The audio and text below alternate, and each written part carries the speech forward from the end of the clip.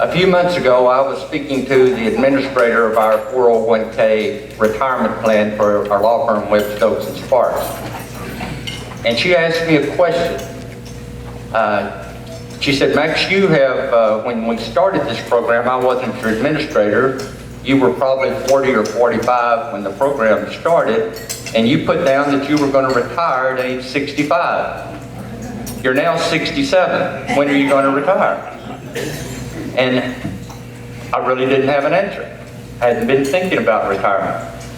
I have a daughter, Claire, who's at Texas Tech working on a master's degree. I have my son, Grant, who's working on a PhD at Tech and is a professional student. It's never going to get out of school. So I just told her I didn't know. And that reminded me of something that my law partner, Tom Webb, used to say when he was in his 60s and I was probably in my 40s about retirement. And he would say, retirement is overrated. Don't retire just for the sake of retirement. If you enjoy what you're doing and you have a passion for what you do, don't retire unless you have an overriding passion to do something else. Otherwise, he said, in his experience, people's life expectancy just shrinks to nothing after they retire because they don't have any purpose in life. Purpose in life. This summer, I see Dr. Detloff here, our school superintendent, our school board, and some of our school administrators went to a training, and we had a dynamic speaker by the name of Mike Patrick that was talking to us. He's from South Carolina, and he mentioned to us as board members, says, don't make any important decisions about your school district until you know the why of your district.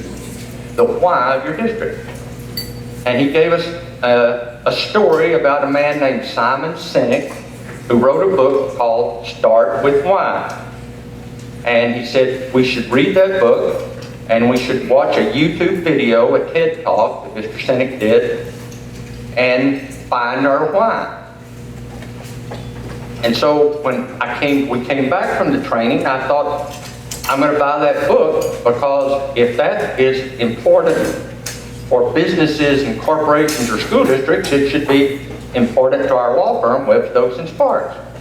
And what Mr. Sinek says in his book, when I read it and watched the YouTube video, is this. He had this theory or proposition, and he used a large circle. By the way, Phyllis and I had a PowerPoint we were going to utilize, and my law partner, Mary Golder, stole the presenter last night, and she's talking in some school this morning. So you're going to see a lot of nonverbal communication today. But he has a big circle that he calls the golden circle. And inside the large circle is a second circle, and then there's a third kind of a bullseye circle. The outside circle is what, the next circle is how, and the middle circle is why. And he says that most corporations and businesses know their what, but very few know their why. And the very most successful corporations start with why. And he gave this example. He said in the 80s and 90s, when personal computers were becoming popular, that Dell Computers, Gateway, and Hewlett-Packard had a sales pitch that went something like this. We make computers. Our computers are stylish. We use the fastest processors and the best memory chips. Want to buy one? And then Apple came along. And Apple used a different presentation. Apple's went like this. We believe in changing the status quo. We want to be innovative. We want to be cutting edge. We're looking for people who like to think. Oh, by the way, we sell computers. Want to buy one? Apple started saying why they were in the business, and that resonated with many buyers who wanted to be cutting edge, who wanted to be innovative, who wanted to have something that was not the status quo. And it also attracted many people in the IT industry that wanted to work for Apple because they had the same why. Okay, so after I read the book and watched the video, I realized this wasn't something just for businesses or school districts or law firms. It's for individuals too. individuals who want to find their purpose. Their purpose, which if I'm going to retire, I need to know my purpose. So I bought this book, Start With Why. Then I had to go to the second book, Find Your Why. Because I wanted to find out what my why was, to find my purpose. So I went through the book, and basically it's a process, and you have to ask yourself several questions, such as, why do you get up in the morning? What inspires you? What do you like to do? What do you spend your time thinking about? What gives you the most fulfillment in life? And by going through that, I developed kind of a working why for me, which is to be the best I can be, to help others be the best they can be, and maybe in the process do something that changes the world. Okay? Pretty big, but that's what fits me right now. To be the best I can be, to help others be the best they can be, and maybe do something that might change the world. All right. Now, why am I telling you all this? Well, first, because I want you to be thinking about to find your why. Do you know your purpose in life? Because if you know your purpose, then you can be a better leader. And some of you are looking at me like, Mr. Parker, I'm not a leader. I'm not leadership material. You've got several degrees. You're a professional. But as some of you have heard me talk in leadership talks, a leader is nothing but a person of influence. And everyone in here is a person of influence. You're influencing someone every day by what you do and what you don't do, by what you say and what you don't say. It could be a family member. It could be your neighbor next door. It could be the little boy down the street. It could be the cashier at H-E-B. It could be a homeless man on the corner. But what you want to be thinking about is to be a person that's influencing in a positive way, not a negative way.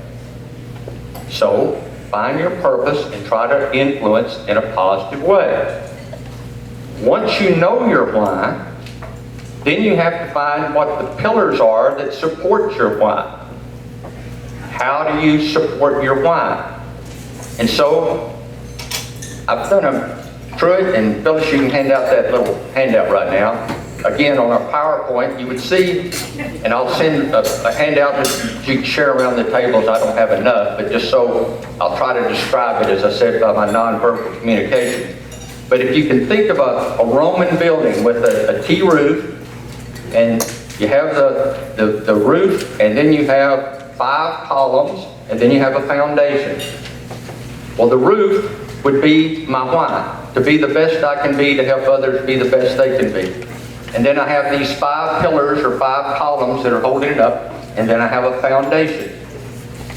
Well, my foundation says faith. Okay? What holds everything up is my foundation, and that's faith. My Christian faith. That's what supports me when everything else in my life is wiped out, and that's happened to me several times. If I have my faith, I always have hope that I'm going to be able to survive. All right.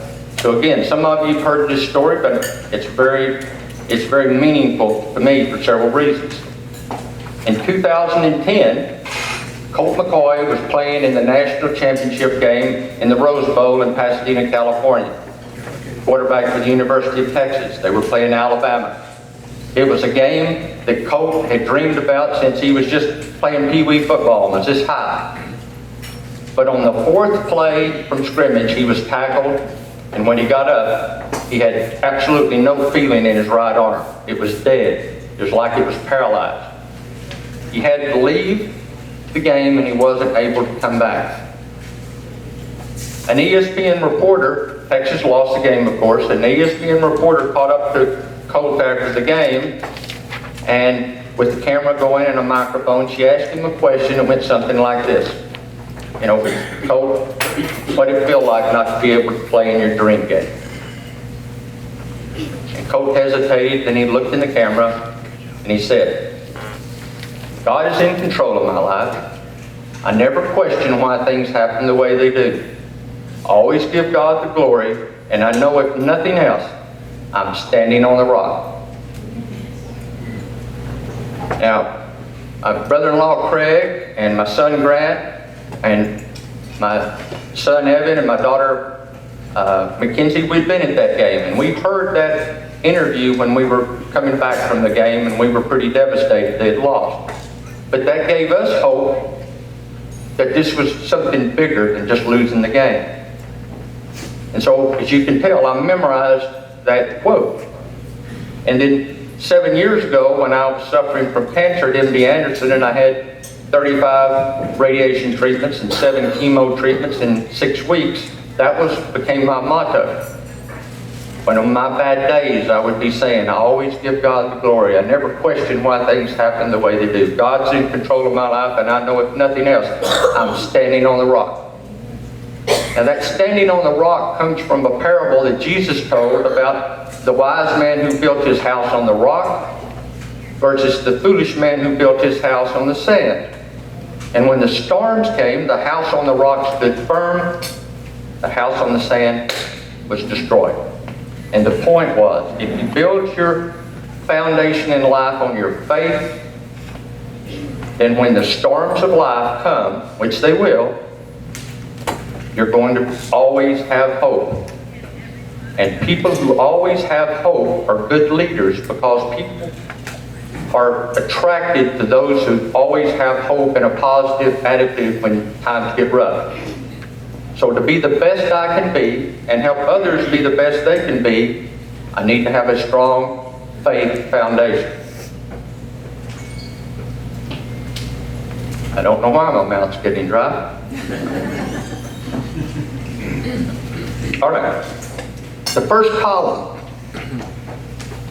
on the pillars that are holding up my why is ethics. To be the best I can be, to help others be the best they can be, I need to have a strong set of ethics. Now, I know some of you may not be smiling, but you're smiling inside because you're going, this is an attorney that's going to tell us about ethics. Okay? But the State Bar of Texas, as Judge Disick and John Best and others are in here, and John Bailey here all know, has a very strong ethics, and we have to go by our ethical rules or we're going to lose our license. We have ethics that we learn through our church and through the scripture, through commandments. But I'm talking about your inner set of ethics, your inner code of conduct. I want to be honest. I want to be trustworthy. I want to have integrity. Now, integrity is a word that I think is a very strong word, and we hardly ever hear it anymore. You certainly don't hear it when you're talking about somebody in Washington. Integrity means being honest on a very consistent basis, to be a good person, doing the right thing consistently. If I died today, what I would aspire and hope that could be said at my funeral that said, Max Parker was a good man, he was a good father, he was a good husband, he was a man of integrity. That's what I aspire and hope, that I can become a man of integrity. Integrity is who you are when you get in a car and you look and you find out the cashier's giving you $10 too much. And rather than think, my lucky day, without hesitation, you go back in, you give the $10 back to the cashier, say you gave me too much money, you leave, you're not expecting any fanfare, you did it because it's the right thing to do. Integrity is what happens when you're in a parking lot at night and it's dark and you back up and you dent somebody's door and you don't look around to see if there's any cameras or whether anybody saw you. You go in and you find a piece of paper and you write your name and address and phone number on it. You put it on the person's windshield and say, I'm sorry I dented your door, call me and we'll get it fixed. To be the best that I can be and help others be the best they can be, I need to have strong ethics. The next column says health. To be the best I can be, I have to keep my health. I'm going to be 68 this month. I looked up the life expectancy for a white Caucasian male age 68. The average life expectancy, 17 years. 6,202 days. That doesn't sound like too much for me, especially when I compare that I've already lived over 24,000 days. But for me to have any chance of living 17 more years, I've got to take care of myself. So I try to work out several times a week, doing strength training, flexibility training, cardiovascular training. I try to work on my mental health by trying to read more, not just be on the computers and watch TV. And I try to get my wellness checks. So one little point, get your wellness checks, get your physicals.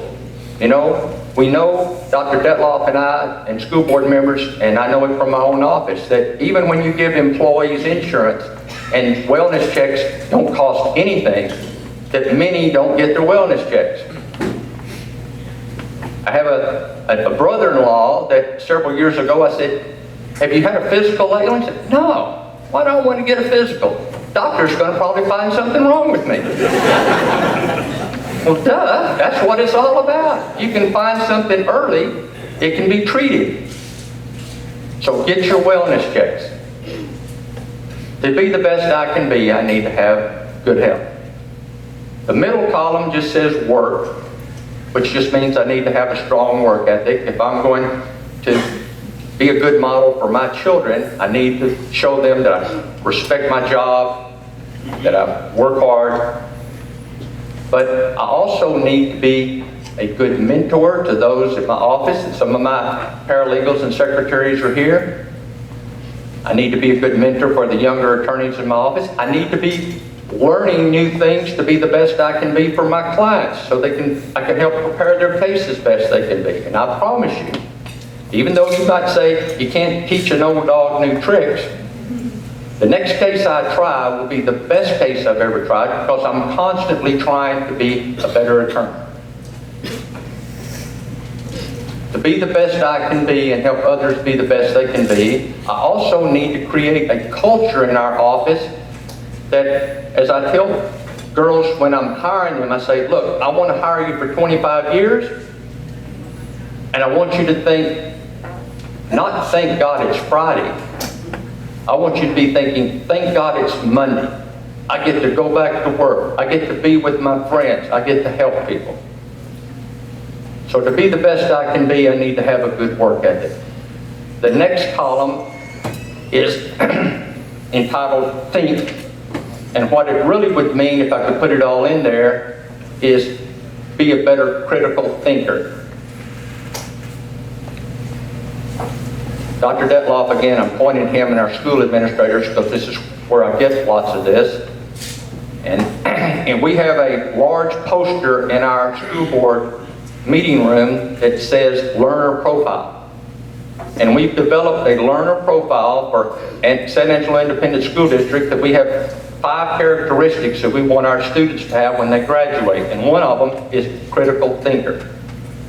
Dr. Dunnigan over here is shaking his head, because he has a PhD from math and physics from Oxford and London and in England, and he has tutored my children. And I've seen him, I saw him tutor Grant when he was little, and Grant just wanted the answer, and he wouldn't give him the answer. He said, keep trying, keep trying. No, that's not right, keep trying. You learn by failure. Don't give up. You need to be a better critical thinker. That's the way you learn. But another definition, or one of the characteristics of a critical thinker is a critical thinker bases his decisions and his opinions on the truth. Not half-truths, not half-facts. He searches for the truth. And that's a problem that I think we're having in our country right now. And let me give you 2 examples, 2 stories. When I was in the 3rd grade, and I don't know if you Bailey boys are in the 3rd grade, but when I was in the 3rd grade, I grew up in Comanche, Texas. That's where I lived the first 18 years of my life till I went to college. In Comanche, you go through Ballinger, Brownwood, then Comanche, 125 miles east. And I went to J.B. Lane Elementary School, and my teacher was Miss Sloan. There was a girl in our class that was a tomboy, one of my best friends, named Betty. She was just one of the guys. Later on in life, she became Miss Houston Universe in the Miss Texas Universe contest. She became very beautiful. But that time, she's just another one of us. But Betty discovered one day that if you kick a boy, especially if you kick him between the legs, he's going to holler, scream, and cry. And she made it her goal that day to kick every boy in the 3rd grade. And when I felt the tap on my shoulder and I turned around, bam! Bam! She kicked me, and I want you to know, I screamed, I hollered, and I cried. And then I got mad, and I tracked her down, and bam! I kicked her back. And she screamed, and she hollered, and she cried, and she went to Miss Sloan, and she told on me. And I told on her. Well, this is probably in either the late 50s or the early 60s, and Miss Sloan was an outstanding teacher. And she was an equal opportunity disciplinarian. She took us both in the back of the room, told us to bend over, and she got a paddle, and we both got 3 licks. Now, you young kids are going to have to ask your parents what licks are, but I'll tell you that it has nothing to do with your tongue, all right? But it's also back in the day that I knew I was going to be in bigger trouble when I went home. And sure enough, when I got home, my mom said, "Did you get in trouble today at school?" "Yes, ma'am." "Did Miss Sloan have to give you licks?" "Yes, ma'am." "Did you kick Betty?" "Yes, ma'am." "But Mom, it's okay. I was just following the golden rule." And I could tell she's trying not to smile, but she said, "What do you mean, the golden rule?" I said, "Mom, I just did unto her as she did unto me." And my mom explained, "Son, that's not the golden rule. That's the opposite of the golden rule." And I went, "Uh-oh." And she said, "That's right." Statement that she told me that I've not forgotten. She says, "When you make important decisions, you better base those decisions on what are the true facts. Otherwise, you may get yourself in big trouble." All right, fast forward now 40 years, something like that. Maybe 10 or 15 years ago, when I was learning how to use computers, send out stories on the internet, groups. I sent out stories, one about the history of the Star-Spangled Banner. Another story about how John Wayne became a Christian. One about Mel Gibson and the Man Without a Face. Inspiring stories. I got a reply each time from Gus Clemens. I don't know if Gus is here, but he's another one of our former speakers. And Gus sent me back a nice reply that says, "Max, great stories, very inspiring. I don't think they're true." And he said, "Go to Snopes.com, TruthOrFiction.com, UrbanLegends.com, look it up." Those are fact finder websites that I'd never heard of. It wasn't. None of them were true. So I started watching what stories I sent out, but I would also start looking up stories that would be sent to me. Well, I had another friend in town that was sending out these group emails with these same type of stories, some inspiring, some critical of some individual or some group or some organization, and I would look them up, and if I found one that wasn't true, I would send it back. I said, "You might want to look this up. I don't think it's true." Same thing that Gus sent me. Look at these sites. Well, after doing that a few times, I got this reply, all caps. "Why are you doing this? Who made you the internet watchdog?" 5 question marks. Okay? So I responded, "I just thought you might want to know the story might not be true." And he sent me back this reply that makes the point I want to make. "It doesn't matter whether it's true or not, it's what we want to believe." It doesn't matter whether it's true or not, it's what we want to believe. That's where we get in trouble. Okay, to be the best I can be and help others be the best they can be, I need to be a better critical thinker. I need to search for the truth before making decisions or forming opinions. The last column is love. To be the best I can be and help others be the best they can be, I need to have more love. That's love for my wife, Pam, my children, Grant, Mackenzie, Evan, Grace, and Claire, my granddaughters, Collins, and Evan, Audrey, my son-in-law, Zach, other family members like Craig, Oma, my mother-in-law, 91, who's here today. I need to have more love. But how do children spell love? Some of you probably heard me give this talk before. All right, Grant. T-I-M-E. T-I-M-E. Children spell love T-I-M-E. They want your time. They want you to spend time with them. But that's not just children. Your friends. They would prefer time with you. Not just a call, not just flowers, not just a text every once in a while. My mother-in-law, Oma. Older people. People that are living alone. They want our time. She loves people to visit. People in nursing homes. We need to give people our time if you want to love. That's something I've got to do better at. But the Bible says other things about love. Love your enemies. Love one another. Do unto others as you have others do unto you. The golden rule. Do you know that every culture in the world, whether it's Islamic, Buddhist, Judaism, Christianity, probably leaving one out, but all have their own form of the golden rule, and they've had it for thousands of years. What a wonderful world it'd be if every culture would follow their own guidelines that they've had with the golden rule. But we don't. Okay? What is the greatest commandment? What did Jesus, when he was asked, what's the greatest commandment? He said, love your God with all your heart, with all your mind, and love your neighbor as yourself. The greatest commandment, love your neighbor as yourself. And that's where I fail, probably many of you fail. And we can't get around that on a technicality. Because they asked Jesus, who's our neighbor? And he told the story about the Good Samaritan. And we all know that story. But what you sometimes forget is Samaritans and Jews did not get along. They were different cultures. They had different beliefs. But the Samaritan helped the Jew that was in the ditch that other Jews walked right by, helped him get better, paid for his recovery, paid for his room. And Jesus says, who's the good neighbor? And what he meant by that is that it's not just our neighbor or family member that we need to love as much as we love ourselves. We need to love everyone. People of different cultures, different races, different genders, immigrants, homeless people. Now, there's something. Again, some of you have heard me tell this story. My wife Pam asked me one day to go pick up the kids from school. This is probably 15 years ago. She had a bright canary yellow Volkswagen Beetle.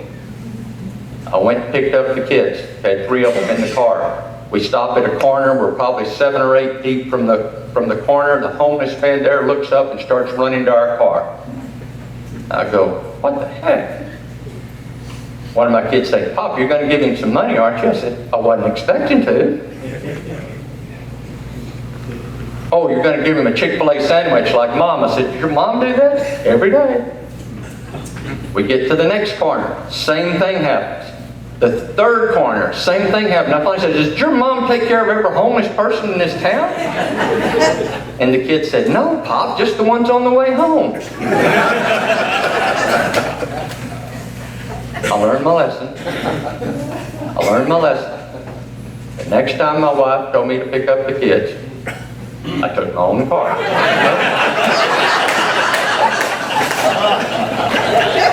My wife is the most generous person I know. She loves unconditionally. Where I look at homeless people skeptically, she looks at it, that could be one of my children. That could be one of my relatives. So, I need to be better with that. But there's another thing we all need to be thinking about when they're talking about love one another, and it's the elephant in this room. I'm not talking about just how we should love people of other cultures, other countries, immigrants, homeless people. I'm talking about, if I started getting into certain topics, I could have this whole room screaming at each other. It's the hate that we have in our country now. the hate that we see in Washington, but it's the hate that we see in our own cultures. It's the hate we see in these emails that we receive from special interest groups, that we can't discuss things. Do you know that 1 in 6 families in America has totally cut ties and split off since the 2016 presidential election? 1 in 6. This man right here, looks like I'm a book salesman, aren't I? It's just the 3rd book I've given you today. But Arthur Brooks wrote this book called Love Your Enemies: How Decent People Can Save America from the Culture of Contempt.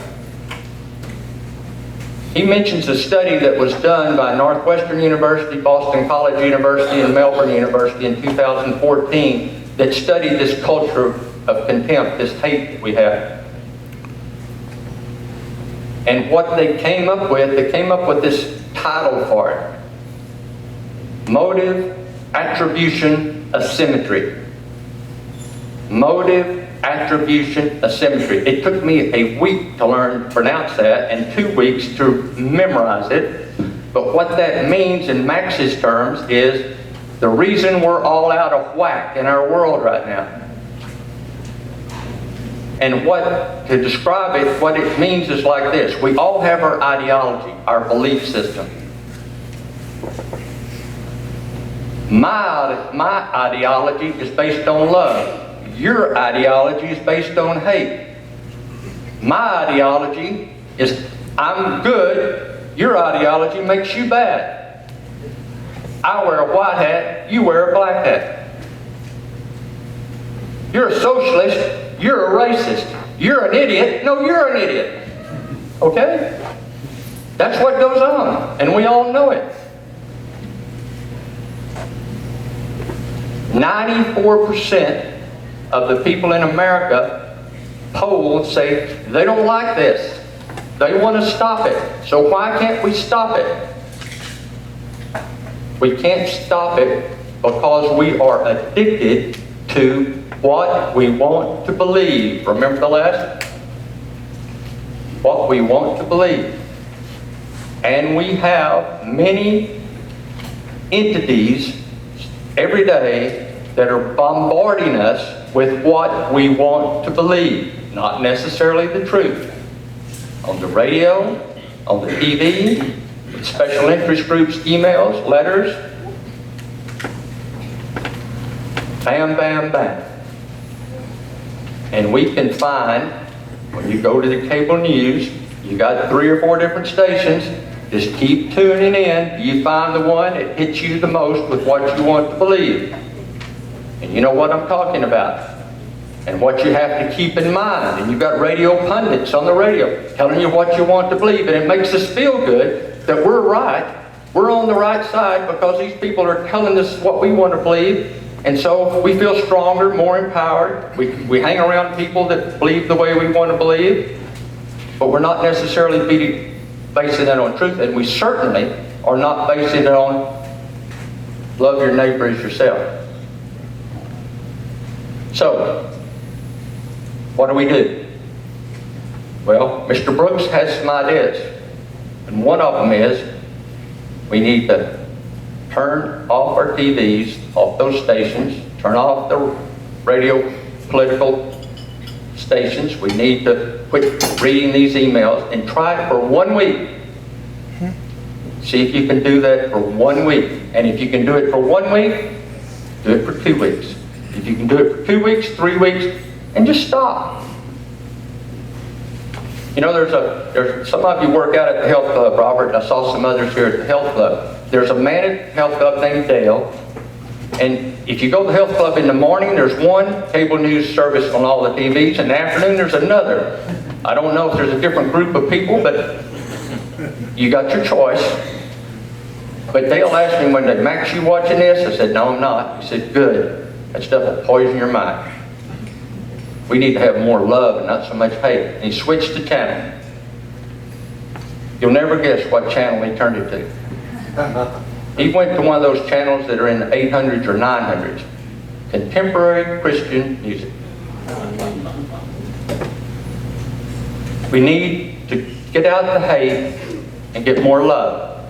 We need to learn to disagree more agreeably. It's okay to disagree. It's healthy to disagree. You know, Ronald Reagan and Jimmy Carter had a very heated presidential campaign, but they treated each other with dignity and respect. They were both men of integrity. They knew how to disagree agreeably. These young people are growing up that they don't know that what's going on right now is not the way it's always been. And we have to take steps now to change that. You need to make amends with any family members or friends that you've got in big disagreements with. I'm embarrassed to say that when our whole families get together, Craig and his family and all my family, that I have a rule in our house. I guess I shouldn't be embarrassed, but it's just sad we have to have this. We cannot talk about politics. If you want to talk about politics, you got to leave. Because I know, even in our family, we will start screaming and somebody's going to get their feelings hurt. Make amends with anybody that you know had feelings hurt. To be the best that I can be and help others be the best they can be, I need to have more love. So, start with why. Find your purpose. Be a better leader. Find your columns that hold up your why. And maybe all of us working together can do something that'll change this world. Thank you, and God bless.